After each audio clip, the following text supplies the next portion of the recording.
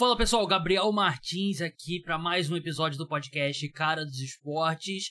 Basicamente a parte 3 do programa pós-rodada, pós o Wild Card Round, a primeira rodada dos playoffs da NFL. Como tivemos uma rodada dupla nessa segunda-feira, eu tinha prometido, e agora tá aqui a análise dos dois jogos, Steelers e Bills, Eagles e Bucks. No final do programa falarei sobre os confrontos do Divisional Round, que é a segunda rodada dos playoffs da NFL. Se você não escutou a parte 1 e a parte 2, eu postei na madrugada de domingo para segunda. Escuta lá a análise dos 4 jogos do final de semana. Dados os recados, vamos para o programa. O Buffalo Bills derrotou o Pittsburgh Steelers, um jogo que foi reagendado, seria no domingo à tarde, acabou sendo segunda-feira, 18h30, horário de Brasília, por conta do clima no nordeste dos Estados Unidos, né, região de Nova York, né, Buffalo fica no estado de Nova York, muita neve, muita ventania, muitos voos sendo cancelados, por isso que o jogo acabou sendo adiado do domingo para segunda. O tempo estava mais firme, ainda estava muito frio, ainda tinha muita neve na região, mas não estava aquela nevasca, e o time dos Steelers conseguiu chegar na cidade de Buffalo. Eu achei que o gramado tava ok, assim, não tava espetacular, devia estar muito duro, mas assim como o de Kansas City, eu achei que segurou muito bem. Achei que os jogadores conseguiram ali, na maior parte da partida, fazer o que eles normalmente fariam. Eu acho que prejudicou muito mais recepções do que ver jogador patinando em campo, não conseguindo tração. Mas enfim, o Buffalo Bills venceu. Os Steelers chegaram ali a sonhar com tornar o jogo um pouco mais competitivo ali no finalzinho. Eles chegaram a conseguir cortar a vantagem dos Bills para um touchdown, 24-17. Mas no drive seguinte, o Khalil Shakir fez o touchdown para o Buffalo Bills. Placar final 31-17. Eu tô gravando, ainda tem 20 segundos pro fim. Então eu atualizo o placar caso tenha algum touchdown, algum field goal do Pittsburgh Steelers. Mas foi um jogo que o Buffalo Bills, claramente o time superior, mas começou a sofrer novamente com desfalques. A equipe já está muito desfalcada na defesa, perdeu alguns jogadores, alguns que eram o segundo titular ali na equipe, e começou a ficar um pouco fina essa defesa do Buffalo Bills. Eles conseguiram gerar muito pouca pressão no Mason Rudolph, que sofreu um sack no jogo, um time que ficou atrás no placar cedo e teve que passar muito a bola. Foram 38 tentativas para o Mason Rudolph. Um sack, 11 pressões é bem pouco. Então os Bills tiveram dificuldades ali para gerar pressão, e contra o jogo terrestre, o script do jogo acabou impedindo os Steelers de correr mais com a bola. Eu até achei que eles conseguiram mover ali a bola consistentemente. 22 carregadas ainda é mais do que eu esperaria num jogo que eles começam logo perdendo 14-0. Mas saíram muito atrás, né? Saíram atrás cedo.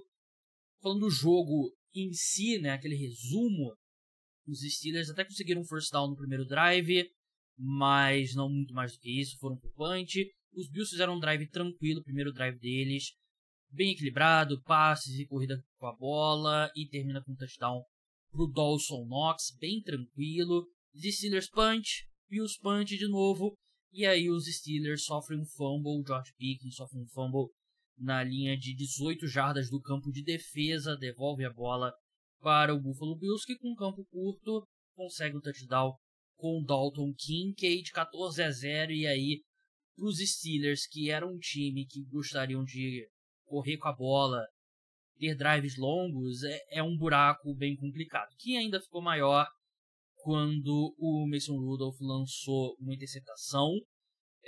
Foi logo na red zone, eles conseguiram avançar até a red zone, mas passou horrível, muito forçado, sem sentido.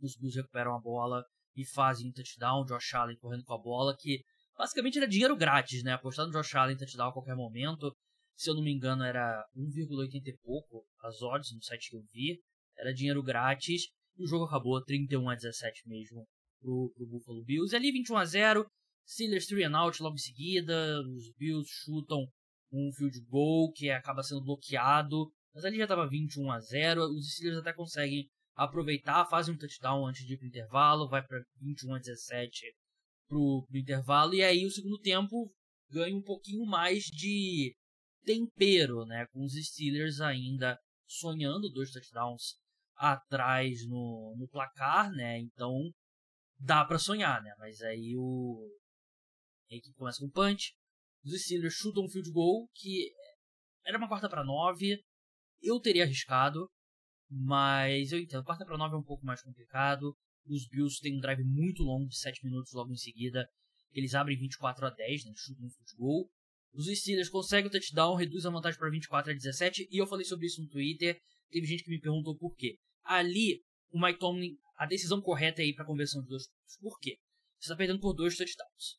Você faz o touchdown, 6 pontos, você pode chutar o extra point e reduzir o seu déficit para 7 pontos, ou você pode arriscar a conversão de 2 pontos. Por que você deveria arriscar a conversão de 2 pontos nesse cenário? Se você consegue a conversão de 2 pontos, você está perdendo por 6 pontos, e se você consegue fazer mais um touchdown, você vira o jogo com extra point. Se você não consegue a conversão de 2 pontos, você ainda tem a oportunidade de tentar de novo a conversão de 2 pontos, empatar o jogo e levar para a prorrogação. Conversão de 2 pontos na NFL é mais ou menos 50-50, 50-50. Você tem 2 oportunidades para acertar pelo menos uma. E se você acerta a primeira, você pode ganhar o jogo. É uma grande diferença. Muitas pessoas pensam em termos de tem que levar para prorrogação. Mas aí você leva da prorrogação, você vai e tudo bem, você ainda vai receber a bola de volta, mas basicamente o time que recebe a bola primeiro tem muita vantagem, né? Porque o time que sofre o touchdown na primeira campanha, ele ainda vai receber a bola nas regras novas, ainda assim é uma desvantagem grande, né? Uma desvantagem mental ali. Então, você é melhor, é uma decisão correta, te dá mais chance de vencer o jogo se você vai para a conversão de 2 pontos. Mas enfim, acabou não fazendo muita diferença, porque os Bills conseguiram mais um touchdown, dessa vez num erro do Minka Fitzpatrick, né, que ele tentou fazer o tackle para cima do Khalil Shakir. Antes teve um erro do Myles Jack, né, que meteu uma falta necessary roughness bem clara no Josh Allen. Myles Jack, eu até brinquei no Twitter, né, o Myles Jack ele foi draftado em 2015 ou 2016, e ele era um cara cotado para top 10 e acabou caindo muito no draft por conta de questões físicas, né, o joelho dele, 2016. Ele caiu para a segunda rodada e diziam que ele vai jogar 5 anos no máximo por conta dos problemas do joelho dele, né. Muito tempo depois ele tá aí fazendo merda num campo de NFL ainda, né, uma baita história de superação. E depois foi a vez do Minka Fitzpatrick errar o tackle do Khalil Shakir. Ali 31-17, o jogo basicamente acabou. Teve um turnover on downs dos Steelers logo depois, que foi uma falta na quarta descida, deveria ter sido first down para os Steelers, mas ali você já estava numa situação muito improvável de conseguir qualquer coisa. Bills avançam, e eu vou falar sobre o confronto da equipe depois da análise do segundo jogo. Steelers eliminados, e assim, os Steelers estão num ciclo de mediocridade, né? E de mediocridade ali no sentido da palavra, né? Que é de ser médio, né? A equipe tá jogando o suficiente para manter a escrita do Mike Tomlin viva, né? De não ter nenhuma temporada com mais derrotas do que vitórias. E algum tempo, não digo nem depois da aposentadoria do Big Ben, né? Porque os últimos anos do Big Ben já foram difíceis, mas a equipe não sonha muito mais, né? E como que o Mason Rudolph vê o campo nessa altura da carreira dele? Ele é horroroso. E tudo bem, o Kenny Pickett não fez por merecer também, se machucou, acabou perdendo a posição quando se machucou, mas cara, tá na hora de cortar assim, cortar a conexão com todos eles e começar do zero. Mitch Trubisky também, e a equipe precisa, sei lá, porque é difícil para os Steelers. Eu sei que é uma franquia que não vai aceitar muito tanking, esse tipo de coisa, mas você ficar girando nessa roda de mediocridade, né? Seu maior sonho é ir pro wildcard e perder pro jogando fora de casa, né? Não é o que você quer, né? O objetivo é brigar pelo Super Bowl. E muitas vezes você tá aí indo para o wildcard, não quer dizer que você tá mais perto de ir pro Super Bowl. Você tem que, às vezes, dar 2 passos para trás para dar um passo à frente, né? E dar 3 passos à frente, sei lá. Dar um passo atrás para dar 2 para frente, sei lá. Enfim, vocês entenderam o que eu quis dizer. E do lado do Buffalo Bills, a defesa é uma preocupação, porque já é uma defesa que perdeu muitos jogadores ao longo da temporada, mais gente se machucou, não consegue gerar pressão no quarterback adversário. O ataque vem correndo muito bem com a bola, acho que é o melhor jogo terrestre dos Bills na era Josh Allen. O Dalton Kincaid está emergindo como um grande alvo. O Stephon Diggs não parece mais o mesmo Stephon Diggs, o que é um problema, mas o Josh Allen está jogando num nível muito bom. O que preocuparia ele não ter lançado interceptação nesse jogo, não sei se fica com medo dela vir na próxima partida. Mas, enfim, o Buffalo Bills venceu a divisão na reta final, depois de tudo que eles passaram no ano, e agora estão no Divisional Round. O Tampa Bay Buccaneers dominou o Philadelphia Eagles e venceu pelo placar de 32-9, apesar da diferença já ser considerável, 23 pontos, a diferença entre os times foi ainda maior. Foram vários drops de jogadores do Tampa Bay Buccaneers, principalmente no primeiro tempo, principalmente o Mike Evans, né, que é o melhor jogador do time, um dos maiores jogadores da história da franquia, sofreu alguns drops, mas acabou não importando. O Philadelphia Eagles, que vem no último mês e meio, num momento muito ruim, fez o seu pior jogo nessa segunda-feira. A equipe terminou a temporada com 5 derrotas nos últimos 6 jogos, agora são 6 derrotas nas últimas 7 partidas, e quando você estiver escutando esse podcast, tem uma chance do Nick Sirianni já ter sido demitido do cargo de head coach da franquia. Mais sobre isso mais pra frente, falarei também dos confrontos do Divisional Round que estão definidos. O jogo em si, os Eagles não tiveram o A.J. Brown, que é um baita desfalque, que é o melhor wide receiver da equipe, um dos melhores jogadores da equipe, e a ausência do A.J. Brown permitiu que o Todd Bowles fosse mais agressivo nas suas chamadas defensivas, né? Todd Bowles, treinador do Tampa Bay Buccaneers, ele em geral já é um head coach muito agressivo, chama muitas blitz. Ele não era tanto em quarta descida, tá melhorando nesse ponto.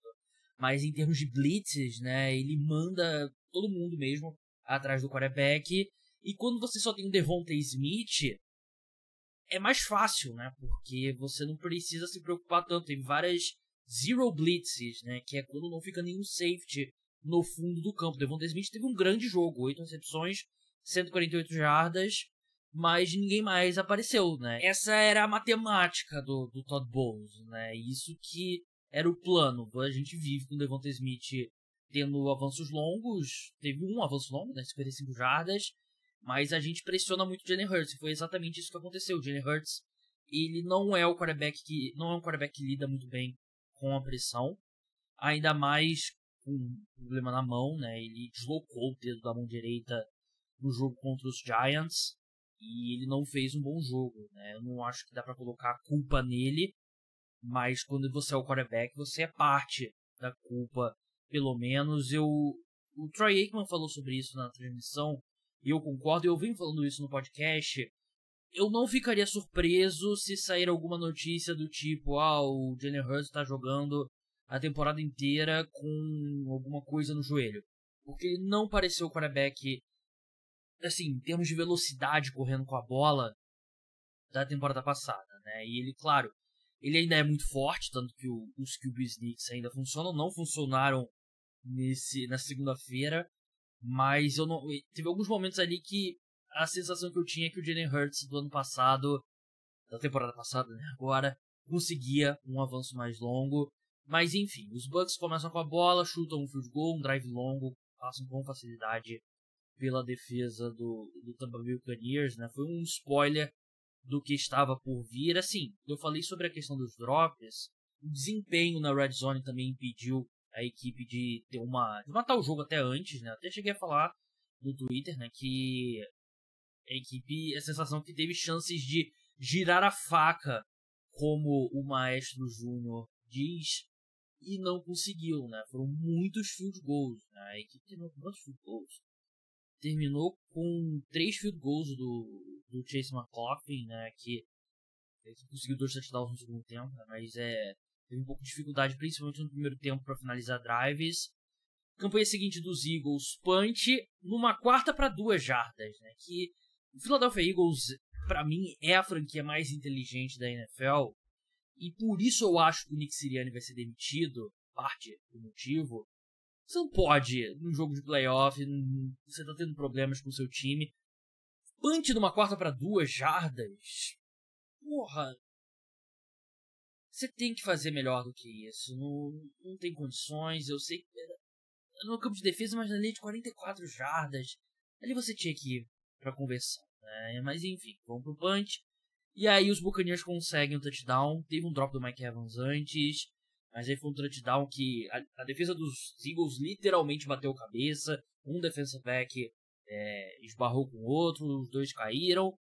E a equipe conseguiu, a equipe do Tampa Bay Buccaneers conseguiu o touchdown com o Moore, esqueci o primeiro nome dele, David Moore, conseguiu o touchdown na campanha seguinte. Mais um punch dos Eagles, mais um punch numa 4ª para 2 jardas, e aí tudo que eu falei na outra se aplica aqui também.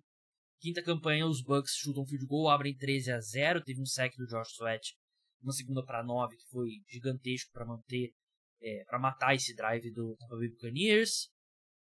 Eagles consegue chutar um field goal na campanha seguinte, tem um avanço de 31 jardas para o Devonta Smith, e o Jake Elliott chuta um field goal de 47 jardas, 13-3, mais um field goal dos Bucks, 16-3, muitos tackles errados, teve mais um drop do Mike Evans, na verdade, mas muitos tackles errados da secundária do Philadelphia Eagles, principalmente. Naquele momento eram 146 jardas aéreas do Tampa Bay Buccaneers e 108 foram após a recepção.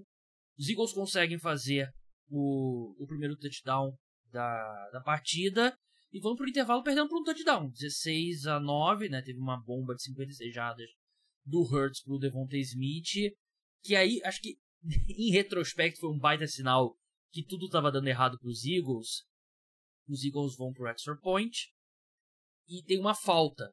Quando tem a falta, se você quiser arriscar a conversão de 2 pontos, você faz da linha de 1 jarda ao invés da linha de 2 jardas. E aí os Eagles vão e não conseguem o tush pusher, né? O Vita Vea consegue impedir.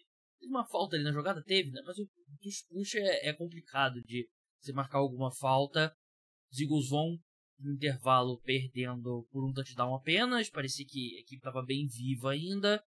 Mas aí os Eagles abrem com um punch. O Jalen Hurts tendo dificuldade contra a blitz mais uma vez. Os times trocam punches até que os Eagles sofrem um safety. O Jalen Hurts cometeu uma falta de intentional grounding dentro da própria endzone. Que se não tivesse sido intentional grounding, ele teria sofrido de fato o safety, 18-9. Os Bucks na campanha seguinte fazem um touchdown com mais um tackle errado. Touchdown longo do Trey Palmer. O James Bradbury, lenda do New York Giants, erra o tackle ali para defesa do Tampa Bay Buccaneers. E ali os Bucks abrem 25-9. No drive seguinte, teve um turnover on downs do Philadelphia Eagles, depois deles não conseguirem converter uma 4ª para 5. E ali o jogo acabou, os Bucks ainda fizeram mais um touchdown, 32-9. Grande vitória do Tampa Bay Buccaneers, ninguém esperava. Era um time que a maioria das pessoas colocavam como o último colocado na NFC Sul. Tudo bem, venceu 9 jogos, mas ainda assim conseguiu levar a divisão e agora vence um jogo de playoffs. O Baker Mayfield merece, né? Porque também era um cara muito pouco cotado antes da temporada começar. Completou 22 de 36 passes para 337 jardas, 3 touchdowns, um jogo excepcional do Baker Mayfield, um dos melhores jogos da carreira dele, levando em consideração a importância, né? Um jogo de playoff. Poderia ter sido maior, né? Eles tiveram vários drops. Eu lembro de pelo menos 5 drops dos recebedores e tight ends do do Tampa Bay Buccaneers, teve um do Rashad White também, que é um running back, mas poderia ter sido bem pior. Os Bucks nem tiveram um jogo nota 10, tiveram um jogo nota 7,5, 8, né? A defesa foi muito bem. Esse ataque dos Eagles que despencou de rendimento ao longo da temporada e fez a pior atuação do ano nesse jogo da segunda-feira. O Jalen Hurts mais pressionado do que de costume, a linha ofensiva cometendo mais erros do que de costume. O Ken Jurgens, que foi draftado como center e vem jogando como guard, ele cometeu 3 faltas, né? 2 de... quando o jogador da linha ofensiva, ele antes do passe ser completado, ele tá além da linha de scrimmage. E teve um false start, se não me engano, o holding também. Teve falta do Jordan Mailata. Então foi uma atuação bem ruim da linha ofensiva do Philadelphia Eagles, porque a gente está acostumado. E em termos de tackles errados, foi um absurdo, principalmente a secundária. E vocês podem... Eu venho falando isso aqui no podcast. A secundária dos Eagles é um problema. Não é só a defesa contra o jogo terrestre. É tudo. Tudo nessa defesa dos Eagles é um problema, né? Mas o Darius Slay e o James Bradbury, que são os 2 cornerbacks titulares da equipe, fizeram temporadas péssimas e, claro, soma aos problemas esquemáticos, que, mais uma vez, o Troy Aikman tocou nesse ponto que eu concordo plenamente. Tudo bem, o Sean Desai não fez um bom ano. A defesa dos Eagles já era uma das piores da NFL. Mas a decisão de trocar o coordenador defensivo no meio da temporada e rebaixar o Joe Desai, o Sean Desai, desculpa, e promover o Matt Patricia, que na última temporada estava chamando jogadas do ataque do New England Patriots, foi um desastre completo como head coach do Detroit Lions, que cedeu 40 pontos ao próprio Eagles no Super Bowl 52, coloca ele como coordenador defensivo, chamando as jogadas, e o time não melhorou, e piorou, o teste do olho claramente piorou, e por esses motivos todos, eu acho que o Nick Sirianni vai ser demitido, porque, tudo bem, todo time vai ter dificuldade quando você perde seus 2 coordenadores. Ele perdeu o Jonathan Gannon, perdeu o Shane Steichen. O Shane Steichen foi para os Colts, o Jonathan Gannon foi para os Cardinals, os 2 assumiram como head coach. Vai ser difícil para todo mundo.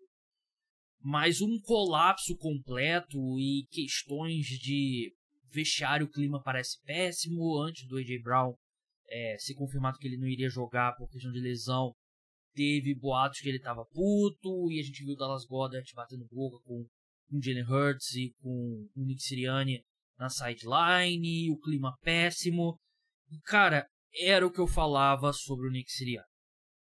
Eu, na época de fazer top 5, né, eu sempre faço durante a off-season top 5 por posição na NFL, e o Nick Sirianni eu não considerei. E a minha justificativa ele era muito mais uma parte da máquina do Philadelphia Eagles do que o cara.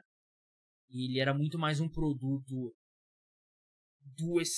da excelente montagem de elenco do Philadelphia Eagles do que um cara que você vê o dedo dele. E esse estilo dele de ser tão combativo, eu sempre tive a sensação que no momento que os Eagles tivessem alguma dificuldade, ia ficar bem complicado você aguentar, né? É uma coisa você zoar o torcedor do Chiefs quando você vence um jogo em Kansas City e tal, né? Você chega no Super Bowl. Esse estilo de jogo dele, quando seu time não tá indo tão bem, esse estilo, a personalidade dele é muito mais difícil de engolir quando seu time tá numa fase tão ruim, né? E ele parece que ele não tem outro disco, né? Ele só tem isso, né? Isso de quando ganha ficar tirando onda com o adversário, né? E se você é torcedor dos Eagles, acho que a maioria do torcedor dos Eagles agora detesta o Nick Sirianni, mas até, sei lá, metade da temporada o torcedor dos Eagles defendia muito o Sirianni, e deveria mesmo. Ele é meio que o Gabigol dos head coaches. Eu sou torcedor do Flamengo, eu amo o Gabigol, pularia na frente de uma bala na frente do Gabigol. Mas eu entendo que o estilo do Gabigol faz muita gente odiar. Só que assim, o Nick Sirianni, primeiro, não fez 2 gols no final de Libertadores, nos minutos finais, não fez gol de título em outra Libertadores. E agora a situação vira e ninguém aguenta o Nick Sirianni. Acho que torcedor dos Eagles tá vendo por que todo mundo fora da torcida do Philadelphia Eagles odeia o Nick Sirianni, né? Ele é insuportável. A cara dele é a cara mais socável de todos os head coaches na história da NFL. E eu acho que é difícil uma franquia demitir um head coach que chegou no Super Bowl. Mas se existe uma franquia que eu acredito que pode fazer isso, por observar o que está dando errado, e eu conversei com pessoas que conhecem pessoas, a sensação antes mesmo desse jogo era que existia uma chance bem real do Nick Sirianni ser demitido.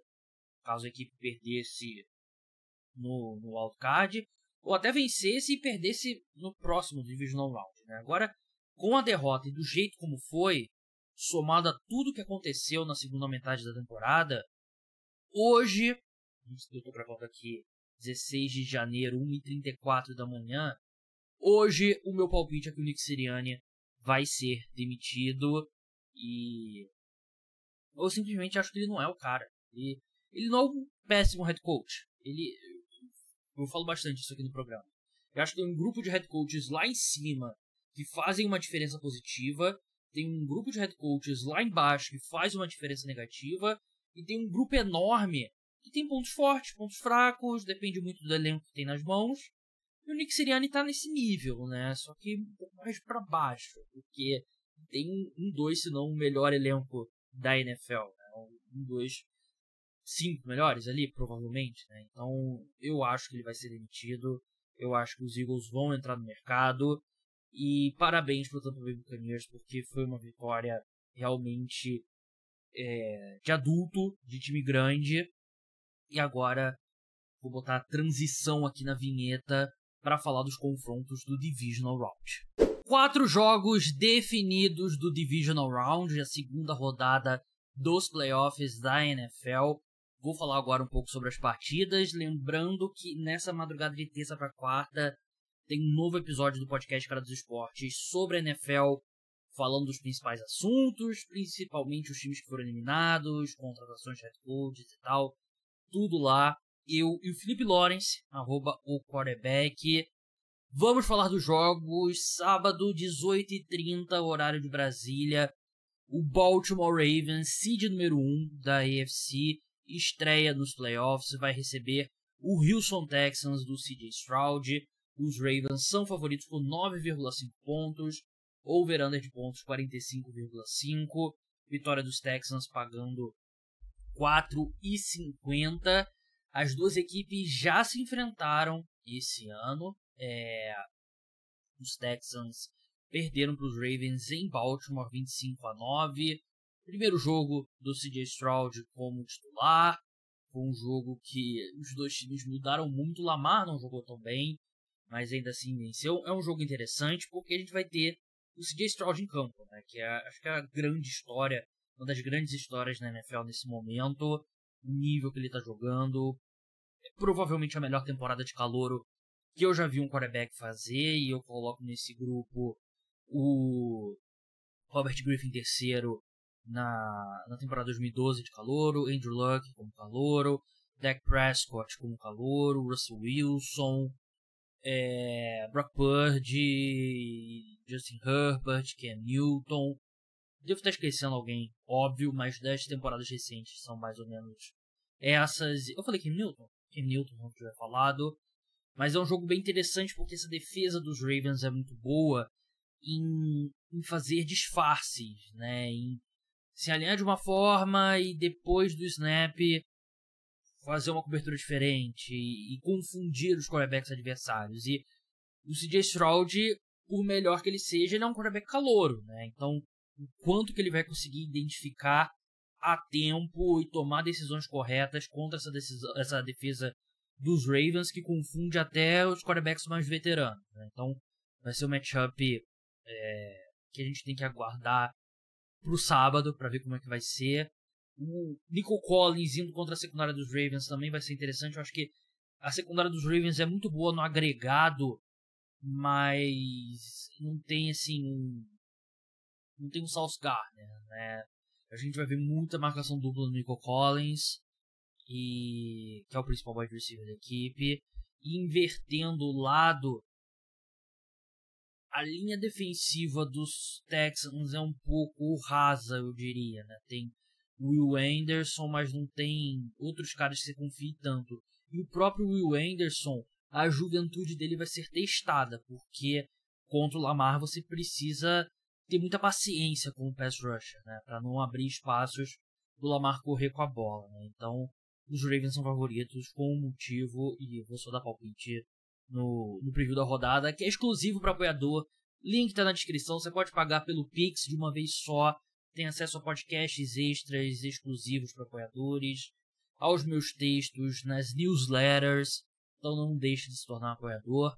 Segundo jogo do sábado, outro seed número 1 estreando, o San Francisco 49ers vai receber o Green Bay Packers. Os 49ers são favoritos por 10 pontos, over-under de pontos 50,5, vitória dos Packers 4,75, do 49ers 1,20.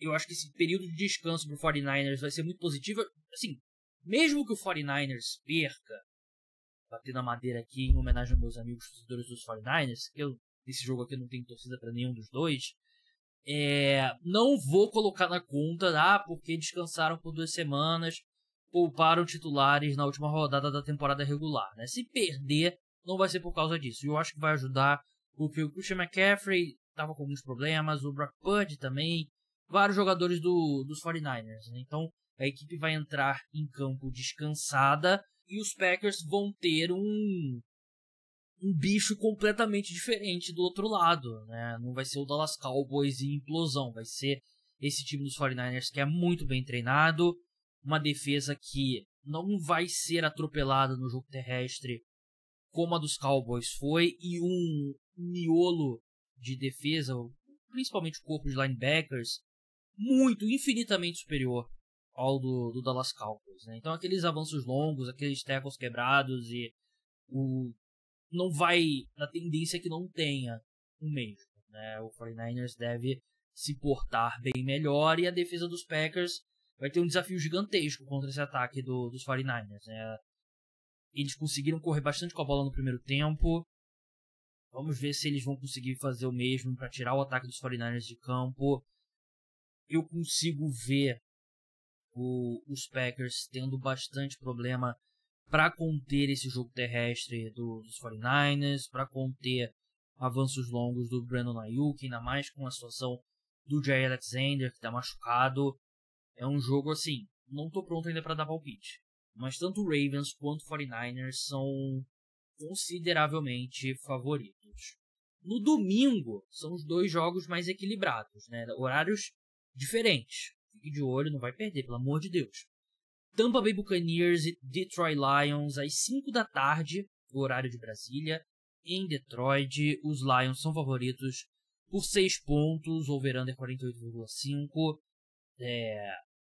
Vitória dos Bucks pagando 3,10, dos Lions 1,38. Os Bucks merecem estar onde estão, né? E fizeram um jogo muito bom contra o Philadelphia Eagles. Mas eu não sei se o que eles fizeram na defesa vai funcionar tão bem contra os Lions. Eu acho que o Lions é um pouco mais bem preparado para lidar com todas essas blitz do Todd Bowles, né? E não acho que ele vai ser tão agressivo também quanto foi nessa segunda-feira.